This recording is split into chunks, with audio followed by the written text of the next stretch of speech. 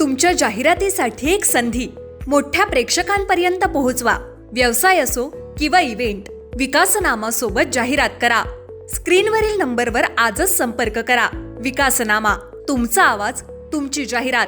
तसंच विकासनामाला सबस्क्राईब करा आणि अपडेटेड रहा. नमस्कार, मी विकास मिरगडे. विकासनामा डिजिटल प्लॅटफॉर्ममध्ये आपलं सर्वांचं चर्चा करतोय भुजबळांच्या पॅकेज संदर्भामध्ये. भुजबळांनी राज्यसभेवर जाण्यासाठी प्रयत्न केला, मात्र पक्षाने किंवा भाजपनी त्यांना फार काही महत्त्व दिलं दिसू नये. कारण भुजबळांचं पॅकेज तसं मोठं होतं. भुजबळ म्हणतात मला राज्यसभेत पाठवलं ठीक आहे. पुतण्याला समीर भुजबळांना निवडून आणायचं, त्याला पुन्हा अन्नपुरवठा मंत्री करायचं आणि लगेच मंत्रिमंडळामध्ये त्याला घेतलं गेलं पाहिजे. ही भूमिका भुजबळांचा बाळहट्ट तो त्यांना कुठं तर नडल्या दिसू नये. पण भुजबळांना माझं म्हणणं आहे, भुजबळ साहेब, तुम्ही इतक्या वर्ष ओबीसी, शिवसेना, राष्ट्रवादीमध्ये पक्षप्रवेश होता. तुमच्यासोबत अनेक लोक असतील ओबीसीमध्ये किंवा इथे पक्षामध्ये. त्यावेळेला एखाद्या सर्वसामान्य तुमच्यासोबत आलेल्या कार्यकर्त्या, नेत्याला, पदाधिकाऱ्यांना काय तुम्ही त्याला उमेदवारी देऊ शकले नसते? बाबा, माझ्या समीरपेक्षा यांना जो संघर्ष केला ओबीसी असेल पक्षासाठी, माझ्यासोबत ज्यावेळेला शिवसेनेतून बाहेर पडल्यानंतर भुजबळांना लपावं लागलं अक्षरशः. अशा स्थितीमध्ये त्यांना साथ देणाऱ्या लोकांना त्यांनी पक्षात घेऊन किंवा त्यांना एखाद्या राज्यसभेची त्याचा विचार केला नाही. माझ्या जो पुतण्याने भुजबळांना अडचणी आणलं, सार्वजनिक बांधकाम मंत्री असताना टेंडर, टक्केवारी, या सगळ्या गोष्टी होत गेल्या. अशा लोकांना भाजप ते करू शकलं नसतं. त्यामुळे राज्यसभा द्यायची, पुतण्याला आमदार करायचं, मंत्री करायचं, हे राष्ट्रवादी काँग्रेसचं धोरण आहे. सर्वसामान्य कार्यकर्त्यांनी भुजबळांचा विचार केला का? नाशिक असेल, मुंबई असेल, या ठिकाणचा विचार केला का? भुजबळांचं पॅकेज बघा ना, म्हणजे पुतण्याला निवडून आणा, ही काही राष्ट्रवादीची घराणशाहीच आहे ना. राष्ट्रवादी काँग्रेसचं त्याचे विचार पडू शकत नाही. पक्षामध्ये तटकर झाले, प्रफुल्ल पटेल झाले, भुजबळ झाले, हे सगळे लोक आपल्या सगळे आपल्या पोराबाळांचा विचार करतात. काही राष्ट्रवादी काँग्रेसचे नेते जे आपल्या राष्ट्रवादी काँग्रेसमध्ये महिला आहेत त्यांचा विचार करतायत. बाकीचा जो विचार करावा असं वाटत नाही राष्ट्रवादी काँग्रेसच्या नेत्यांना.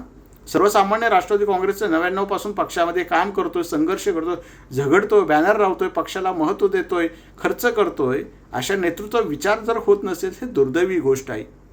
याचा विचार राष्ट्रवादी काँग्रेसच्या करता. मी मुळामध्ये म्हणतोच, राष्ट्रवादी काँग्रेस संपत आलेला पक्ष आहे. आता ज्यावेळी अजित पवारांचं दुःखद निधन झालं त्यावेळेस पक्ष हा संपत आलेला आहे आणि तो संपाच्या भूमिकेतच आहे. मग आता केवळ अनौपचारिक किंवा शेवटची घटका मोजायचीच राहिली. 2029 त्यांचे आमदार 15 ते 20 पेक्षा असूच शकत नाही. तेही भाजपच्या उंजळीने राहिले तितके आले तर. कारण आजही आमदारांमध्ये फार परिस्थिती बिकट आहे. तेही हवालदिल झालेलं आहे. कुठे जायचं, कुणासोबत जायचं, कधी बसायचं. भाजपचा घ्यायला तयार नाही. भाजप 16 निवडणूक लढवत आहे. शिंदेंच्या शिवसेनेत घ्यावं तर भाजप पुन्हा त्यांना विचारतंय. अशा सगळ्या गोष्टी आहेत. ठाकरे गटात जावं तर ठाकरे गट बाहेर पडत नाही आहे. ही सगळी भूमिका आहे. त्यामुळे भुजबळांचं पॅकेज आणि यावर आपण चर्चा केलेली आहे. मूळ मुद्दाच आहे, राष्ट्रवादी काँग्रेसचा कार्यकर्त्यांचा विचार करायला कोणी तयार नाही. यांची बाळं, पोरं, लपडी बिपडी करणाऱ्या लोकांनाच उमेदवारी मिळणार या पक्षामध्ये.